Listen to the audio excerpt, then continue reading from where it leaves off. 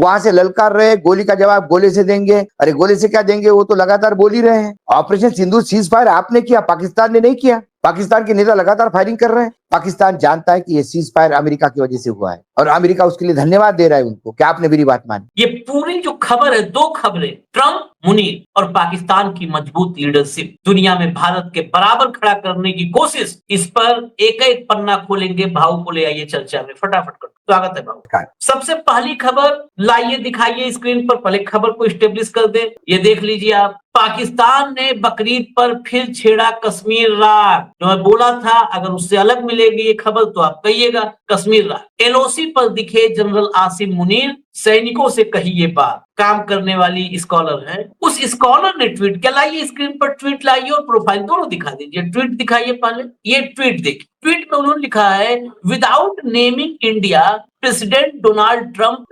Remark, Pakistan has very strong leadership. ये quote end quote है, Pakistan has very strong leadership. Some people don't like when I say this. समझिए बात को, some people don't like this when I say this, but it is what it is. Pakistan के पास बहुत मजबूत leadership है। कुछ लोगों को ये पसंद नहीं आता है जब मैं बोलता हूं, लेकिन ये है वही जो वाकई है। And they stopped that war, I am very proud of them. और उन्होंने युद्ध रोका, मैं बहुत उन पर गर्व महसूस करता हूं। ये पाकिस्तान को लेकर के ट्वीट है, कोट अनकोट। अब ये जूलिया, ये कौन है? ये जूलिया राहुल गांधी या अखिलेश यादव, इनके लिए नहीं काम करती है। जूलिया को देखिए आप, ये descending global conflicts, trade deal, and Pakistan likewise.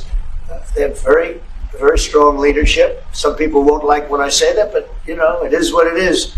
And they stopped that war. Now, am I going to get credit? I'm not going to get credit for anything. They don't give me credit for anything. अस्सलाम वालेकुम दोस्तों, Donald Trump का भी बयान आपको सुना दिया जिसमें वो कह रहे हैं कि पाकिस्तान की बहुत स्ट्रांग लीडरशिप है। और जब मैं ये बात कहता हूँ, कुछ लोगों को ये पसंद नहीं आती। डेफिनेटली दोस्तों, वो इंडिया का कह रहे हैं कि उन लोगों को पसंद नहीं आती जब मैं ये बात कहता हूँ। उसके अलावा वो कहते हैं कि जो है तो वो तो है ना, मैं तो सच कह रहा हूँ। बेशक आपको बुरा लगे या अच्छा लगे, बात तो यही है कि ये पाकिस्तान एक बहुत मजबूत मुल्क है। और दोस्तों, ये ऐसा क्यों कह रहे हैं? क्योंकि दोस्तों, आपको पता है, जब हम भारत का कुटापा कर रहे थे, भारत को ऊपर नीचे कर रहे थे, तब ट्रंप ने हमें कहा और हम वो बात मान ली। दोस्तों, एक और जर्नलिस्ट है भारत का जिसने ये बात कही कि हमने पूरी दुनिया को काले की थी, सिर्फ उसे पाकिस्तान ने अमेरिका की बात मानी थी। मोदी ने दोस्तों पूरे गल्फ कंट्री को काल की और फिर दोस्तों उन्होंने रशिया को काल की। पाकिस्तान ने नहीं माना। पाकिस्तान ने कहा कोई सीज फायर नहीं है, अब ठुकाई होगी। फिर उन्होंने डोनाल्ड ट्रंप को रात को सोया हुआ उठाया। डोनाल्ड ट्रंप ने कहा कि मेरे पास टाइम नहीं है, मजबूर किया गया। तो दोस्तों, डोनाल्ड ट्रंप ने पाकिस्तान को काल की। तो फिर पाकिस्तान ने कहा कि हम रिस्पॉन्स करके भारत को हम फिर सीज फायर कर देंगे। और दोस्तों, दिन को पाकिस्तान ने सीज फायर कर दिया, सिर्फ और सिर्फ ट्रंप के कहने पर। भारतीय जर्नलिस्ट ये भी कह रहा था कि पाकिस्तान सिर्फ ट्रंप की सुनता है, पूरी दुनिया में अमेरिका की सुनता है, बाकी किसी की सुनता ही नहीं है। दोस्तों, ये बात उनके मुंह से निकल गई थी। वो बाइट आपको सुना नहीं सकता क्योंकि आपको पता है हर कोई अलाउ नहीं करता कि उनकी वीडियोस हम यहाँ पर दिखा दें आपको। लेकिन दोस्तों, ये बात उन्होंने कही। अब दोस्तों, ट्रंप क्यों तारीफें कर रहा है? वजह यही है कि हमने उसकी बात मानी है। उनकी वजह से हमने भारत का कुटापा जो हम कर रहे थे दोस्तों, ऊपर नीचे भारत को कर रहे थे, वो हमने बंद कर दिया था। इसलिए ट्रंप पाकिस्तान की और पाकिस्तानी अवाम की हर जगह पर तारीफें करते हैं और भारतीयों की जलती है। और ट्रंप ने ये खुद कह दिया है कि जब भी मैं ये बात करता हूँ, कुछ लोगों को पसंद नहीं आती। तो दोस्तों, आगे पूरा इंटरव्यू आपको सुनाता हूँ। वीडियो को लाइक करने के साथ साथ चैनल को सब्सक्राइब कीजिएगा, साथ में घंटी पर भी क्लिक कीजिएगा। But nobody else could have done it. I stopped it. I was very proud of that. I wish we could do the same thing with Ukraine and Russia. And at some point it'll happen. I believe that. असीम मुनीर, अब ये field marshal असीम Munir, operation सिंदूर के बाद पाकिस्तान ने उनका promotion किया field marshal. और उसके बाद उनका ये कहना, उसके बहुत सारे मायने, क्योंकि कोई ऐरा गैरा नत्थु खैरा कोई यहाँ संबित पात्रा जैसा कोई नहीं है वहाँ के पाकिस्तान में कोई बोल रहा हो। ये आर्मी का जनरल है, आर्मी का सैन्य का सेनापति है। पवित्र त्योहार को भी दूर दराज घर से सीमा पे डटे हुए है। यही सही मायने में राष्ट्र सेवा और देश सेवा है। हमें 24 घंटे अलर्ट रहना। भारत ने जो हमारे पे हमला किया उसका मुंहतोड़ जवाब हमने दिया और हमारी शहादत का बदला लिया। हमारा जम्मू कश्मीर के लोगों के संघर्ष के साथ हमेशा साथ बना रहे। मैं अंतर्राष्ट्रीय एजेंसी को, खासकर यूनाइटेड नेशंस को, इस मसले में ध्यान देने के लिए कहूँगा। ये बात पूरी जो जद्दोजहद, जो उसकी पूरी जो बातचीत हुई उसमें दिखा नहीं कोई। लेकिन यहाँ कैसा सीज फायर है, ये पाकिस्तान का कैसा गिड़गिड़ाना है कि पाकिस्तान घुटनों के बल आके गिड़गिड़ा रहा था और आपने सीज फायर किया। सीज फायर 5 बजे किया और 2 घंटे बाद 7 बजे पाकिस्तानी ड्रोन भारत में घुस गए और अंदर तक घुस गए। उस दिन से आज तक पाकिस्तान रोज 24/7 भारत के खिलाफ आग उगल रहा है। उनका मंत्री कहता है कि आप पानी रोकोगे तो हम सांस रोक देंगे। उनका फील्ड मार्शल जो सैन्य का सेनापति है वो कहता है कि हमने हमारे शहादत का बदला लिया और माकूल जवाब दिया। माकूल जवाब के मायने सरेंडर नहीं। दूसरी तरफ पूरा विश्व पाकिस्तान के साथ खड़ा होता दिखाई देता है। मुझे दया आती है जो 51 लोग चले गए और इतने निर्लज्ज है ये आके कहते हैं कि पूरे विश्व में हमने जहां जहां गया वहां आतंक की निर्भसना की। विश्व का कोई देश पाकिस्तान को बोलने को तैयार नहीं है। IMF, world bank, Asian development bank पैसे पे पैसा दिए जा रही है। अमेरिका जो सबसे बड़ा सरपंच बना फिरता है वो पाकिस्तान को सबसे बड़ा नजदीकी दोस्त मानता है। पाकिस्तान में सेलिब्रेशन होता है सीज फायर का। जब भारत ने सरेंडर किया तो पाकिस्तान में सेलिब्रेशन। ऐसे कई उदाहरण हैं। इतिहास बताता है हमें कि सरेंडर के मायने क्या है। उधर ट्रम्प लगातार बोल रहे हैं। ट्रम्प का जो वक्तव्य आपने दिया उसमें भी उन्होंने कहा कि आप मुझे क्रेडिट मत दो लेकिन मैंने ये करवाया। आप कहते हैं कि उनके गिड़गिड़ाने पे हुआ और जब तक डोनाल्ड ट्रम्प बैठा हुआ है वो अमेरिका उनका सगा बना रहेगा क्योंकि डोनाल्ड ट्रम्प के बेटे, डोनाल्ड ट्रम्प के दामाद, इन सब का पाकिस्तान के अर्थव्यवस्था में बहुत बड़ा इंटरेस्ट है। जैसे हमारी रिजर्व बैंक गोल्ड रिजर्व रखती है करेंसी देने के पहले, वैसे पाकिस्तान के बैंक जो है वो ट्रम्प परिवार के द्वारा फ्लोट की ही क्रिप्टो करेंसी को रिजर्व मानने लगी। एग्रीमेंट हुआ, इससे उस क्रिप्टो करेंसी को विश्व में एक नया ऊंचाई मिलेगी क्योंकि एक देश बड़ा एशिया का उसको गोल्ड की वैल्यू से अपने यहाँ रखता है। बहुत सारे बिजनेस इंटरेस्ट, इसीलिए वो लगातार भारत को लताड़ रहा है और पाकिस्तान को प्रमोट कर रहा है। यूनाइटेड नेशंस में आतंक के खिलाफ लड़ने वाले ग्रुप का उपाध्यक्ष बनना, ये आतंक के खिलाफ करोड़ों रुपए फूक के आए, एक जगह से स्टेटमेंट नहीं लाए, एक जगह से स्टेटमेंट नहीं लाए। वहां गए, घूमे फिरे, 5 स्टार होटल में रहे, बिजनेस क्लास में गए, बढ़िया बढ़िया घूमे, फोटो खींचे होंगे। वहाँ ये ना कि अपने यहाँ से कान पकड़ के लेके गए थे और उसी को बाइट दे रहे थे। अपने एम्बेसी में बैठ के बाइट दे रहे थे और एक शशि थरूर अपने बेटे से सवाल पूछवा रहे थे।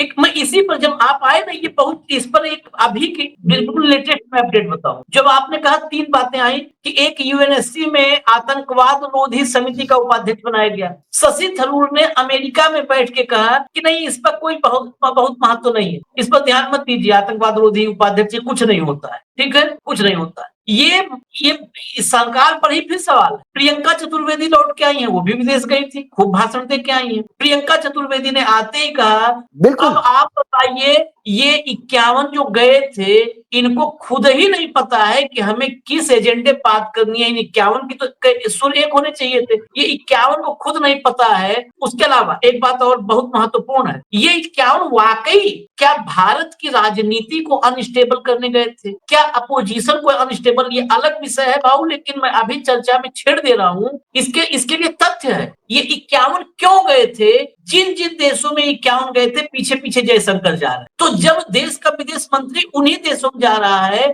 तो ये 51 किस लिए गए थे जिनके पास कोई अथॉरिटी नहीं। इनको टूर पैकेज दिया गया था ताकि अपोजिशन में भगदड़ पैदा किया जाए, इस देश में फिर से इस देश को मुद्दों से भटकाया जाए, देश को फिर से गुमराह किया जाए। उसके लिए उदाहरण बताता हूँ। अमेरिका में थरूर अभी पता नहीं लैंड किए कि नहीं भारत में, क्योंकि वो सबसे देर तक वो भारत की विदेश नीति चला रहे हैं। थरूर अमेरिका में जो है 3 चक्कर लगा लिए। उसी समय समानांतर जयशंकर अमेरिका में। अभी यूरोप में फ्रांस, जर्मनी, सब देशों, सारे देशों चक्कर काट के प्रतिनिधिमंडल लौटा है। जयशंकर आज से EU के दौरे पर है, यूरोपियन यूनियन, मतलब वहां पे उसके अंतर्गत फ्रांस, जर्मनी, तमाम देशों। फिर 51 किस लिए गए थे, ये पूछे ना क्या हम लोग, 51 किस लिए गए, क्या करके आए, और इनमें आपस में कितना अंतर विरोध है। इसका मतलब इनकी कोचिंग भी ढंग से नहीं हुई। सिर्फ इसमें मनीष तिवारी, सलमान खुर्शीद और शशि थरूर और कुछ एक और अपोजिशन के नेता, इसलिए इन सबको चुना गया था कि इस प्रतिनिधिमंडल के बहाने विपक्ष की एकता को तोड़ दिया जाए, विपक्ष के सवालों को कमजोर कर दिया जाए। इसके अलावा कोई मकसद नहीं था इस प्रतिनिधिमंडल का। क्या ये ना मुझे इस बात का विश्वास है कि शरद पवार के कुनबे के पास इतना पैसा है कि वो पूरे कुनबे को चार्टर्ड लेके पूरा विश्व घूम सकते हैं 1 साल तक। विश्व के बड़े से बड़े 5 स्टार होटल्स में रह सकते, कोई कमी नहीं। लेकिन एक सुप्रिया सुळे को विदेश यात्रा क्या मिल गई, एक अध्यक्ष क्या बना दिया एक ग्रुप का, इन्होंने सुर बदल दिए कि ऑपरेशन सिंदूर जब तक नहीं होता तब तक पूरा नहीं होता, तब तक इस पे बात नहीं करनी चाहिए। तो ऑपरेशन सिंदूर यदि पूरा नहीं हुआ शरद पवार जी, तो फिर बीजेपी को कैसा आपने उनको सिंदूर यात्रा निकाल के इस पहलगाम हुआ इसका पॉलिटिकल गेम कैसा क्लेम करना, फिर ऑपरेशन सिंदूर नाम सिंदूर रखना और फिर उसको कैश करना, खून की जगह प्रधानमंत्री के शरीर से सिंदूर दौड़ना, सीज फायर सिर्फ इनके गले पड़ गया। वो अमेरिका का प्रेसिडेंट चुप रहता तो शायद बात अलग होती। सीज फायर पे ही सवाल उठे, राइफल गिरा कि नहीं गिरा इस पे सवाल उठे। बाहर से कंफर्म हुआ कि राइफल गिरा, तब जाके ये धीरे धीरे कह रहे हैं कि हाँ कुछ गिरा नहीं गिरा, गिरने से क्या होता है, हमने तो जीत लिया, गिरने दो, गिरने की कभी गिनती नहीं होती। लेकिन देश जानना चाहता है ना नुकसान कितना हुआ। किसी भी युद्ध के बाद नुकसान तो ढूंढता ही है। राजनीतिक दल भी चुनाव हारने के बाद समीक्षा तो करता ही है और जीत वाला भी समीक्षा करता है। बीजेपी तो इसकी भी समीक्षा करते हैं कि आपने इतने कम कैसे आए, ये सीटें हम क्यों हारे। बीजेपी बाकायदा इसमें समीक्षा करती है। तो ये युद्ध है, युद्ध का आपने सीज फायर किया, अब नुकसान का जायजा भी लेना होगा कि भारत को कितना नुकसान हुआ। हमने विजय हासिल की, इसमें कोई बात नहीं, हमारे सैनिक जाबाजी से लड़े बिल्कुल, लेकिन हमारी सैनिकों की कुछ प्रॉब्लम्स, वो प्रॉब्लम हम नहीं अभी नहीं सुनेंगे तो कब सुनेंगे। क्या हमारे वायुसेना की चीफ ने नहीं कहा हमारे पास फ्लाइट नहीं? क्या सोर्स कोड देने से राइफल वालों ने मना नहीं किया? क्या उसकी वजह से ब्रह्मोस नहीं यूज हो पाया? कई चीजें हैं जिसके सवाल के जवाब देने हो, और जवाब देने में कोई हर्ष। युद्ध हारने के बाद भी चाइना के साथ जवाहरलाल नेहरू ने तुरंत सेशन बुलाया और बताया था देश को कि क्या हुआ। हार या जीत लेने के लिए बादमा चाहिए, रीढ़ की हड्डी चाहिए, और विजय और पराजय समानता से पचाने की एक औकात होती है, वो चाहिए। यदि वो आपके पास नहीं है तो फिर आप भागेंगे। सुप्रिया जी ने कहा कि भैया रेनी सीजन, अभी जुलाई का सेशन आ रहा है उसमें पूछेंगे। मैं भी देखता हूँ सुप्रिया सुळे कितने सवाल पूछती है और कितना डिस्कशन होने देते हैं, कितना एजेंडे पे रखता है ऑपरेशन सिंदूर। आने वाले समय में सब पता पड़ेगा। शरद पवार तो डिफेंस मिनिस्टर रह चुके हैं इस देश। सीज फायर के बाद कौन सा ऑपरेशन कंटिन्यू रहता जरा बताए वो भी। क्या वो डिफेंस मिनिस्टर सिर्फ नाम के लिए रहे, बस प्लेन लेके घूमने के लिए? तो कई चीजें हैं ऐसी जो शरद पवार जी को भी बताना पड़ेगा कि ऑपरेशन सिंदूर खत्म हुआ, सीज फायर के बाद ऑपरेशन कौन सा चला बता दीजिए। सीज फायर के बाद भी ये ऑपरेशन है तो फिर ऑपरेशन कर क्या रहा है? सीज फायर के बाद तो विपक्ष का ऑपरेशन हो रहा है, विपक्षी दलों का ऑपरेशन हो रहा है, जिस ऑपरेशन में कैची चली शरद पवार पे सबसे, और शरद पवार जी ने सुर बदली। चलो आम आदमी पार्टी इंडिया गठबंधन से दूर हटी, लेकिन उन्होंने पत्र तो लिखा अलग सेशन के लिए। शरद पवार तो सेशन ही बिल्कुल एनडीए गठबंधन का पार्ट हो गए। पार्लियामेंट सेशन नहीं हो सकता, लेकिन रोड शो हो सकता है। ये शरद वही तो कहा, रोड शो हो सकता मैंने वही कहा ना, यदि ऑपरेशन सिंदूर जारी है तो फिर ऑपरेशन सिंदूर के नाम पे पॉलिटिकल गेम क्यों चल रहा है? पूरा मतलब विपक्ष सेशन बनाए, विपक्ष सेशन बुलाए तो फिर आप राजनीति कर रहे हैं, और आप घर घर सिंदूर बांट रहे हैं तो राजनीति नहीं कर रहे। आप सिंदूर का पौधा लगा के फोटो खींच रहे हैं तो आप ये नहीं कर रहे, आप राजनीति नहीं कर रहे। आप पूरे देश में घूम के रोड शो कर रहे हैं, वहां से ललकार रहे हैं, गोली का जवाब गोले से देंगे। अरे गोले से क्या देंगे, वो तो लगातार बोल ही रहे हैं। ऑपरेशन सिंदूर सीज फायर आपने किया, पाकिस्तान ने नहीं किया। पाकिस्तान के नेता लगातार फायरिंग कर रहे हैं। पाकिस्तान जानता है कि ये सीज फायर अमेरिका की वजह से हुआ है, और अमेरिका उसके लिए धन्यवाद दे रहा है उनको, क्या आपने मेरी बात मानी? बिल्कुल। और अमेरिका में खड़े होकर बिलावल जो बोल रहा है वो भी दिखा देते हैं। देखिए अब तक अगर इस पार्लियामेंट सेशन ऑपरेशन सिंदूर जारी है, इस पर सेशन होना चाहिए या रोड शो होना चाहिए, इसके इतिहास पे भी जाएंगे तो दुनिया के तमाम हिस्सों में युद्ध के दौरान सेशन हुआ है, क्योंकि उस पर चर्चा देश के भीतर जरूरी है। लेकिन युद्ध के दौरान या संघर्ष के दौरान रोड शो कहीं नहीं हुआ है, पॉलिटिकल रोड शो कहीं नहीं हुआ है, कहीं किसी नेता ने वोट नहीं मांगा है, सिर्फ भारत में नरेंद्र मोदी को छोड़कर। और कोई मैंने कहा भुट्टो को देखिए, भुट्टो ने क्या कहा वहां खड़े होकर के, ये स्टेटमेंट दिखाने के पीछे वजह है, हम बताते हैं। अमेरिका में लेटेस्ट है अभी की, जो अमेरिका में ये भी है, इन्होंने कहा भारत और पाकिस्तान को शांति के लिए बात करनी चाहिए, लेकिन भारत हर बार कोई न कोई बहाना बना देता है, कभी सेना और सरकार का बहाना, कभी अंतरराष्ट्रीय राजनीति का, तो कभी कहता है कि सभी आतंकवादी मुसलमान हैं इसलिए पाकिस्तान से बात नहीं करेंगे। अब ये सब बहुत हो गया है। उन्होंने आगे कहा भारत न तो अमेरिका, न संयुक्त राष्ट्र, न ही किसी और की मदद चाहता है, न ही खुद पाकिस्तान से बात करना चाहता है। ये बात समझ से बाहर है। ये पूरी दुनिया में ये स्टेब्लिश करने की कोशिश कर रहा है कि भारत बात ही नहीं करना चाहता, हम तो हर स्तर पर हैं। वो इसमें एक लाइन महत्वपूर्ण थी कि कहता है कि सभी मुसलमान आतंकवादी हैं इसलिए पाकिस्तान से बात नहीं करें। ये ऑर्गेनाइजेशन ऑफ इस्लामिक कोऑपरेशन, मतलब जो इस्लामिक देश है दुनिया में, उन तक के लिए 57 देश, उनके 57 देश के लिए संदेश है। ये संदेश मुस्लिम समुदाय हर देश में है, डिप्लोमेसी फ्रांस। अब आशीष एक सवाल, अब भुट्टो जो है वो बीजेपी वालों की भाषा बोल रहा है। हाँ, यही तो मैं ला रहा था। तो क्या भाजपा के नेता जो ये कहते हैं मुसलमान को आतंकियों से जोड़ते हैं और आतंक को मुसलमान से जोड़ते हैं, वो पाकिस्तान के एजेंट हैं, पाकिस्तान को मदद कर रहे हैं? यदि राहुल गांधी के एक स्टेटमेंट को पाकिस्तान का टेलीविजन उठाता है तो यहाँ गोदी मीडिया कहता है कि राहुल गांधी तो पाकिस्तान के लिए बात कर रहे हैं। तो अब भाजपा के नेता क्या बिलावल भुट्टो के लिए बात कर रहे हैं? सवाल ना राहुल गांधी बोल रहे हैं पाकिस्तान के लिए, ना बीजेपी वाले पाकिस्तान के लिए बोल रहे। ये दोनों पार्टियां पाकिस्तान को दुश्मन मानती, ये राहुल गांधी को टारगेट करती, क्योंकि इनका मकसद पाकिस्तान से कोई लेना देना नहीं। पीओके फियोके ये सब कहने की बातें हैं, इनका मकसद भारत का विपक्ष है। पहलगांव के बहाने, सिंदूर के बहाने अलग अलग राज्यों में सत्ता का सिंदूर कैसा मांग में भरा जाएगा, ये प्लानिंग। इसीलिए रोड शो है, इसीलिए स्पेशल सेशन हो नहीं रहा है, इसीलिए इंडिया गठबंधन में दरार पाड़ने की कोशिश की जा रही और दरार पड़ गई, खासकर शरद पवार। लेकिन शरद पवार की आदत है, 4 दिन बाद शरद पवार दिल्ली में आके पत्रकारों को बुला के कहेंगे, वो क्या है, कुछ 3-4 पत्रकार उन्हीं को आके कहेंगे कि होता है जहां झूठ पर सरकारें चलती हैं वहां पर कंफ्यूजन, भ्रम पैदा, उस भ्रम की धुंध में लोग कंफ्यूज हो जाते हैं, रास्ता भूल जाते हैं। प्रधानमंत्री अपने भाषणों में कहते हैं ऑपरेशन सिंदूर अभी जारी है। अब बिलावल भुट्टो, एक बस आखिर में मैं कहूंगा एक बात, बिलावल भुट्टो जो कह रहा है कि ये कहते हैं कि सारे मुसलमान आतंकी हैं। अगर बिलावल भुट्टो साथ में अमित शाह की बंगाल की क्लिप चलाने लगे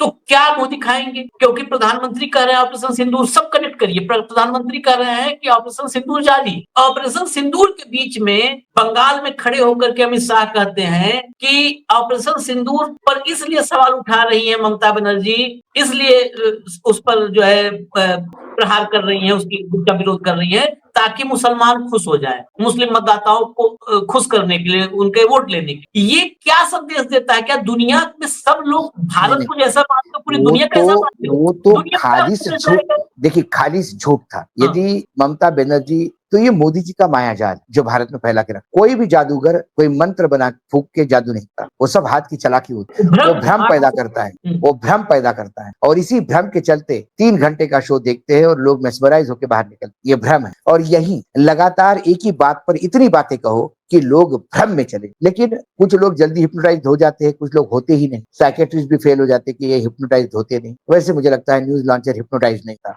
सच्चाई उस धुंध से भी हम देखते हैं। इसके मायने पाकिस्तान में जो आतंकी हमले हो रहे हैं या अभी भी आतंकी घुसपैठ हो रही है, उसका पाक का पूरा समर्थन है, हम इसको ये मानेंगे। Point number 1। Point number 2, Bhutto से लेके तमाम उनके बाकी मंत्री भी जिस हिसाब से भारत को ललकार रहे, तो फिर सीज फायर करते तो ये कम से कम 6 महीने तक इनके गले से आवाज, ये वस्तु स्थिति है। यहाँ तो शाम को 2 घंटे बाद ही सीज फायर के बाद ड्रोन भेजे गए भारत। तो इसके मायने हैं पाकिस्तान की मस्ती उतरी नहीं। डोनाल्ड ट्रंप की भाषा से पाकिस्तान के नेताओं के और सैन्य के मुख्य जो फील्ड मार्शल अमीन वो है, और इन सभी की बातों से, उनके मंत्रियों से बात, के नेताओं की बात, यही राग अलापा जा रहा है। यूनाइटेड नेशन में जो पाकिस्तान को स्थान मिला, वो ये सारी बातें इसी बात को इंडिकेट करती है। मार खा के जो भगा है वही आ रहा है बार बार जंगा ठोकते हुए, कपड़े उतार करके कि आओ, गाली दे रहा है, बक रहा है। हालांकि दिक्कत ये है कि मोदी जी कड़ा सबक जो सिखाने का वो लगे हुए हैं सिखाने, लेकिन अभी कांग्रेस को, अपोजिशन को, उन पर सवाल उठाने वाले लोगों को, उससे जब फुर्सत मिलेगा तब पाकिस्तान का रुख करेंगे। आखिर में एक चीज जरूर दिमाग में रखिएगा, उस पाकिस्तान के लीडरशिप को मजबूत लीडरशिप डोनाल्ड ट्रंप कह रहे हैं, ये भारत के लिए सबसे बड़ा झटका। अगर आप 2, 4, 5 झटके गिनेंगे तो उसमें से एक होगा, अमेरिका के राष्ट्रपति कह रहे हैं कि बहुत मजबूत लीडरशिप है, ये हमारी डिप्लोमेटिक जीत है, इस पर जश्न मनाने भक्त